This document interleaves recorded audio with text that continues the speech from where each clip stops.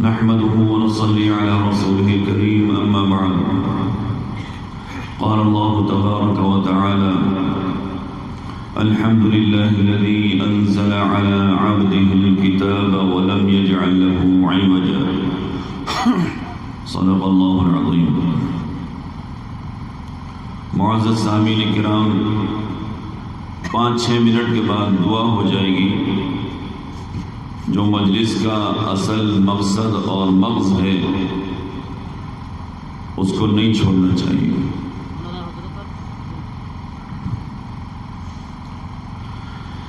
میں نے سورہ کہف کی پہلی آیت آپ حضرات کے سامنے پڑھی ہے. اس آیت کریمہ کے اندر اللہ تبارک و تعالی نے ارشاد فرمایا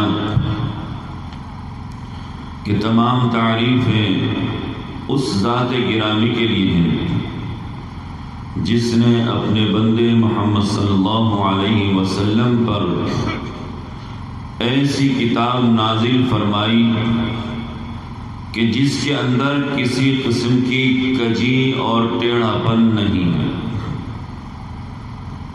نہ معنوی اعتبار سے نہ الفاظ کے اعتبار سے. یہاں پر علماء کرام کا بھی مجمع ہے. وہ حضرات جانتے ہیں اس بات کو کہ عوجہ یہ تحت النفی واقع ہے جو عموم کا فائدہ دے گا، اور کجی 2 طرح کی ہو سکتی ہے، لفظی اور معنوی. تو لم یجعل لہ عوجا کا مطلب یہی ہے کہ قرآن کریم کے اندر نہ الفاظ کے اعتبار سے کوئی کجی، کمی اور ٹیڑھا پن ہے، نہ معنوی اعتبار سے. لیکن میرے عزیزوں اور دوستوں اور بزرگوں، یہ زبان عربی زبان خود بہت زیادہ حساس زبان ہے. اس سے زیادہ نازک اور حساس زبان کوئی نہیں ہو سکتی. ذرا سی آپ کی زبان پھسلتی ہے، معنی کچھ کے کچھ ہو جاتے ہیں. اور یہ عربی زبان کا ہی خاصہ ہے کہ اس کے اصول اور ضابطے متعین کیے گئے. سارے حروف کے مخارج اور صفات بیان کیے گئے. کون سا حرف کہاں سے ادا ہوگا اور کس طریقے سے ادا ہوگا، اس کی ادائیگی میں آواز پست ہوگی یا بلند ہوگی، سخت ہوگی یا نرم ہوگی، موٹی ہوگی یا باریک ہوگی، کس طرح وہ لفظ ادا کیا جائے گا اور کہاں سے ادا کیا جائے گا. اور کسی زبان کی آپ کو یہ خصوصیت نہیں مل سکتی کہ اس کے بارے میں یہ بتایا گیا ہو کہ اس کے اے یہاں سے ادا ہوگا، بی یہاں سے ادا ہوگا، اس کی یہ صفات ہوں گی. کسی زبان میں نہیں بتایا گیا. یہ عربی زبان کی خاصیت ہے کہ اس کے سارے حروف کو بیان بھی کیا گیا کہ یہ حرف یہاں سے ادا ہوگا اور اس کی ادائیگی کا طریقہ یہ ہوگا. بہت سے حروف ایسے ہیں جو ایک ہی جگہ سے ادا ہوتے ہیں، ان کے اندر فرق ہوتا ہے ان کی صفات کے ذریعے سے. میں ایک چھوٹی سی مثال آپ کو دوں جس سے آپ کو معلوم ہو جائے گا کہ یہ عربی زبان کتنی نازک اور کتنی حساس زبان ہے. ایک چھوٹی سی صورت، میں یہ سمجھتا ہوں کہ مجمع کے اندر شاید کوئی آدمی ایسا ہو جسے وہ صورت یاد نہ ہو. بہت چھوٹی سی صورت ہے، ہم سب نمازوں میں اس کو خوب پڑھتے ہیں. انا اعطیناک الکوثر. اس کی آیت ہے اگلی آیت فَصَلِّ لِرَبِّكَ وَانْحَرْ. دیکھیے آپ فصلی میں صاد ہے. اس کو اگر ہم نے موٹا نہیں پڑھا، اس کی آواز کو ہم نے موٹا نہیں کیا، پر نہیں کیا، تو جہاں سے صاد ادا ہوتا ہے وہیں سے ادا ہونے والا ایک دوسرا حرف سین بھی ہے. تو یہ صاد سین سے بدل جائے گا، سین سے. اور فصلی صاد کے ساتھ فصلی لربک، اس کے معنی ہے اپنے رب کی عبادت کرو، نماز پڑھو. اور آپ اس کو موٹا نہیں پڑھیں گے، باریک پڑھ دیں گے. فصلی پڑھ دیا آپ نے تو اس کے معنی ہو جائیں گے فصلی لربک، اپنے رب کے لیے تلوار سوت لو، اپنے رب کے سامنے تلوار سوت کے کھڑے ہو جاؤ. آگے وانحر، وانحر یہ ہا ہے، یہ بھی حلق سے ادا ہوتا ہے، ذرا گاڑھا کر کے ادا کرتے ہیں اس کو. ایک دوسرا حرف ہے اسی کے قریب، وہ بھی حلق سے ادا ہوتا ہے، وانحر ہا. اب وانحر کے معنی ہے قربانی پیش کرنا، قربانی کرو، قربانی پیش کرو. اور وانحر کے معنی ہے جھڑک دو. تو اب کسی نے سین کے ساتھ اور ہا کے ساتھ پڑھ دیا فصلی لربک وانحر، کہ اپنے رب کے لیے تلوار سوت لو اور اس کو جھڑک دو. بتائیے کس کے اندر ہمت ہے جو اللہ تعالیٰ کے سامنے تلوار لے کر کھڑا ہو اور اللہ تعالیٰ سے لڑائی لڑے نماز کے اندر؟ کھڑا تو وہ ہے اللہ تعالیٰ کی عبادت کرنے کے لیے، اس کو بڑا ماننے کے لیے اور اپنی عاجزی ظاہر کرنے کے لیے، اور وہاں کھڑا ہو کے اکڑ رہا ہے، تلوار لے کے سوت کے کھڑا ہو رہا ہے. تو فصلی لربک وانحر کے معنی ہے اپنے رب کی عبادت کرو، نماز پڑھو اور قربانی پیش کرو. ذرا سی ہماری زبان پھسلی اور ایک لفظ میں تو زبان بھی نہیں پھسلی، صاد بھی وہیں سے ادا ہوتا ہے، سین بھی وہیں سے ادا ہوتا ہے، صرف ہم نے موٹے اور باریک کا فرق کر دیا. اس کی وجہ سے معنی دیکھیے آپ کتنے بدل گئے. یہ ایک میں نے مثال دی ہے آپ کو، ایسی بہت ساری مثالیں ہیں جو قرآن کریم کے اندر اگر الفاظ میں فرق نہ کیا جائے، جو لفظ جہاں سے ادا ہوتا ہے، جس طریقے سے ادا ہوتا ہے، اگر اس کو وہاں سے اسی طرح ادا نہیں کیا جاتا تو معنی بدل جاتے ہیں. اور کبھی کبھی معنی ایسے فاسد ہوتے ہیں کہ نماز میں اگر پڑھتا ہے تو نماز فاسد ہو جائے گی. آیا تھا نماز پڑھنے کے لیے، اللہ تعالیٰ کی عبادت کرنے کے لیے. قرآن کریم نماز کے اندر صحیح نہیں پڑھ رہا. جس طریقے سے نماز کے اندر سیدھا کھڑا ہونا یہ فرض ہے، رکوع کرنا یہ فرض ہے، سجدہ کرنا یہ فرض ہے، قرآن کریم کی تلاوت کرنا یہ بھی فرض ہے نماز کے اندر. جیسے رکوع صحیح نہیں ہوگا نماز نہیں ہونے کی، سجدہ صحیح نہیں ہوگا نماز نہیں ہوگی، قیام صحیح نہیں ہوگا نماز نہیں ہوگی، اگر تلاوت صحیح نہیں ہے تب بھی نماز نہیں ہوگی. اور جیسا تلاوت کے اندر نقصان ہوگا وہی نقصان نماز کے اندر بھی ہوگا. اگر معنی میں فساد آ رہا ہے نماز فاسد ہو جائے گی.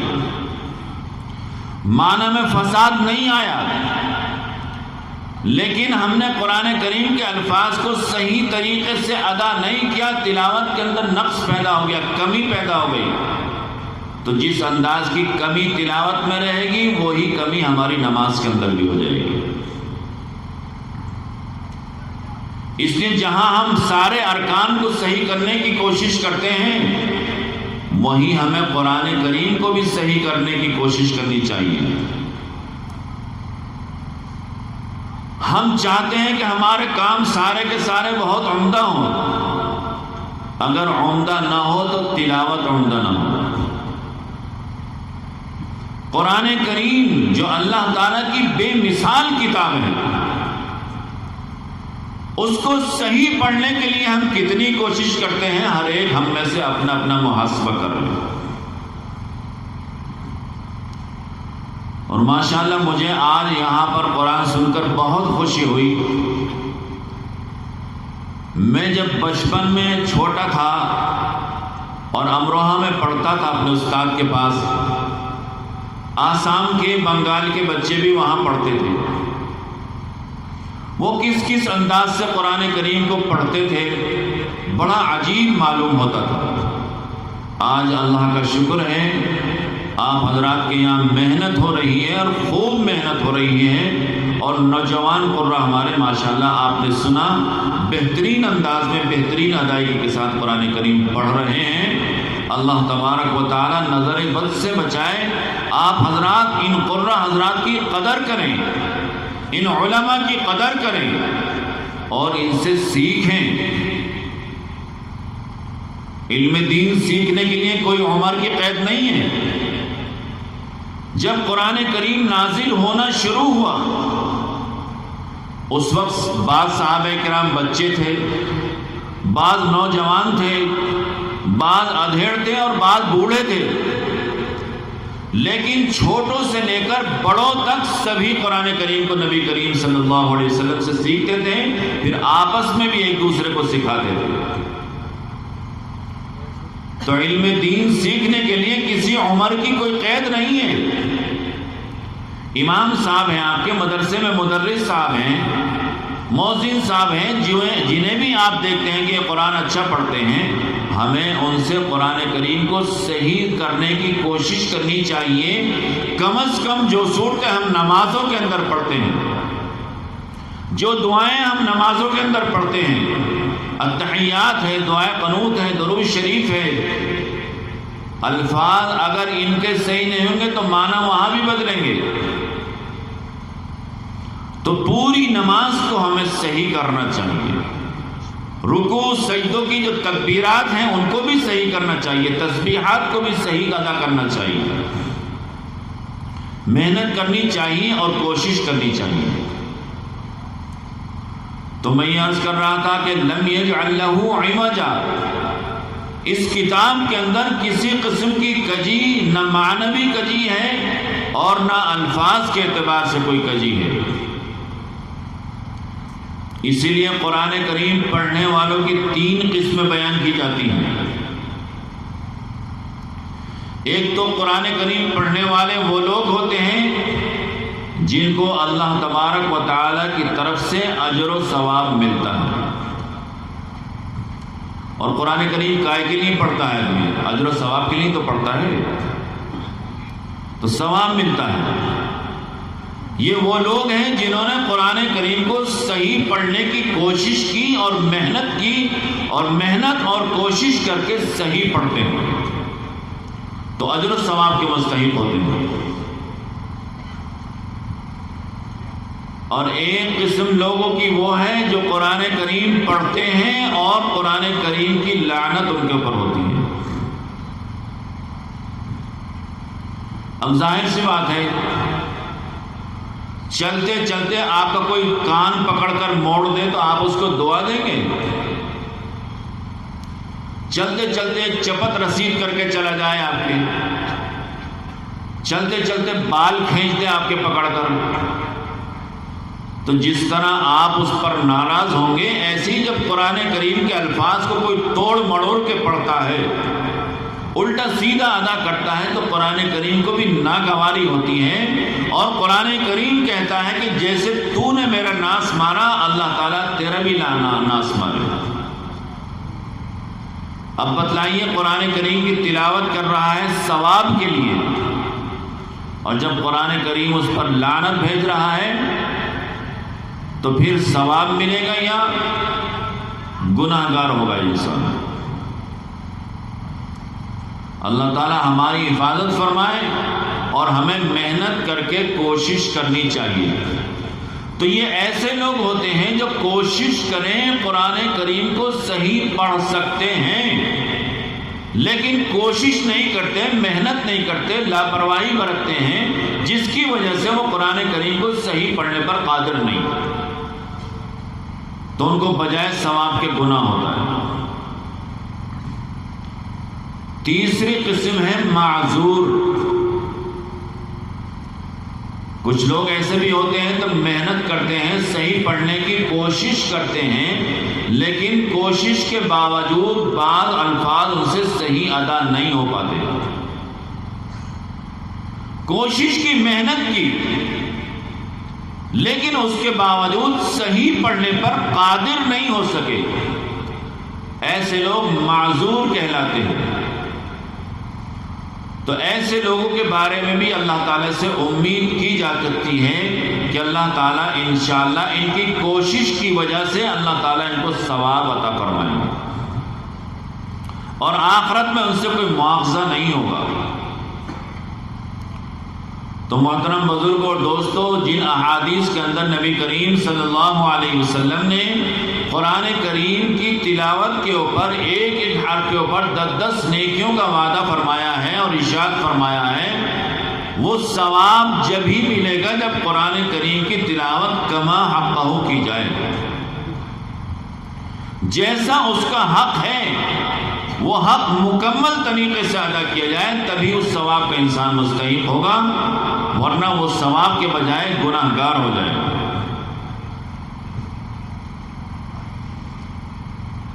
بس یہ چند باتیں مجھے آپ حضرات سے عرض کرنی تھی۔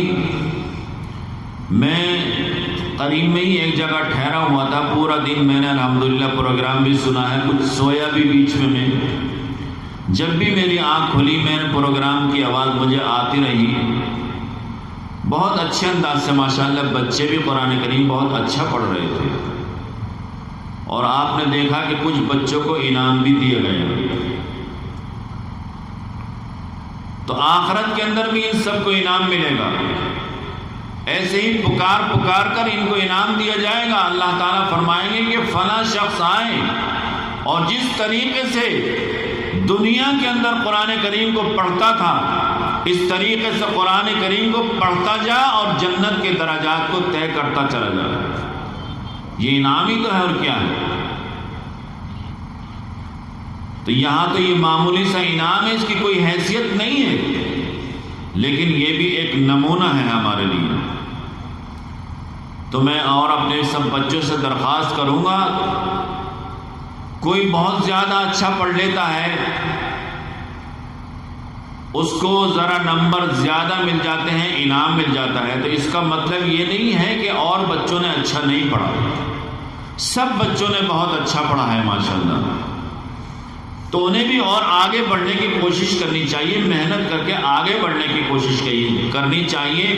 کوئی بھی ماں کے پیٹ سے بڑا عالم، بڑا قاری، بڑا حافظ نہیں پیدا ہوتا، اللہ ماشاءاللہ اللہ تعالیٰ کسی کو علم عطا فرما دے، لیکن عادت اللہ یہ نہیں ہے۔ دنیا میں آ کر انسان محنت کرتا ہے، رات دن قرآن کریم میں، احادیث میں، فقہ میں لگا رہتا ہے، محنت کرتا رہتا ہے، پڑھتا رہتا ہے، پڑھتا رہتا ہے، پڑھتا رہتا ہے۔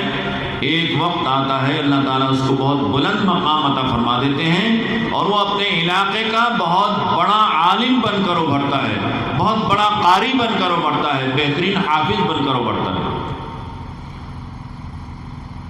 تو یہ دنیا کا معاملہ ایسا ہی ہے کہ جب تک آپ محنت نہیں کریں گے آگے نہیں بڑھیں گے۔ اس لیے خوب محنت کیجیے اور کبھی ہمت مت ہاریے۔ اس مرتبہ پوزیشن نہیں آئی اور کبھی بھی پوزیشن نہیں آئے، ہمارا سیکھنے کا مقصد یہ نہیں ہے کہ ہم مسابقوں میں شرکت کریں اور اول 200 نمبر لائیں۔ یوں اللہ تعالیٰ کی طرف سے یہ انعامات ہمیں مل جائیں تو یہ بھی اس کی مہربانی ہے، لیکن سیکھنے کا مقصد اصل اللہ تعالیٰ کی رضا ہے۔ اور جب اللہ تعالیٰ کی رضا ہمیں مل گئی، اب ہمیں کسی چیز کی ضرورت نہیں۔